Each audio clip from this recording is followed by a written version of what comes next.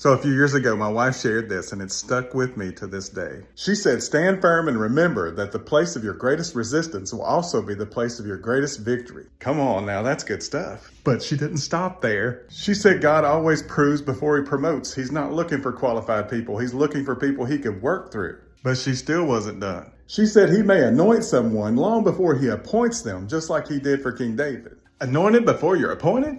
Good gracious, somebody needed to hear that. So in 1 Samuel 16, David was anointed to be king in somewhat of a private ceremony. And after he was anointed king, he took the throne, right? That would be a no. The story goes on and says the current king, King Saul, was being bothered by evil spirits. So they come up with a plan to get David to come and play music for King Saul. So it goes on to say King Saul sent word to David's dad to send his son who's watching the sheep. He's doing what? You mean the newly anointed king is watching sheep? Well, before he was anointed to be king, he was watching sheep. And I have a feeling right after he was anointed, he went back to watching sheep. Sheep were more excited than his family, probably. That's called being anointed before you're appointed. So when David was anointed, he didn't look to take power. He actually looked to continue to serve. His servant attitude is really kind of what got him promoted to start with. Don't mess up a good thing. In Matthew 20, Jesus says this, whoever wants to become great must first be the servant. Jesus didn't even come to be served, but to serve. It doesn't matter if the world sees you. It only matters that God sees you. Because God will promote you in due time, but for now,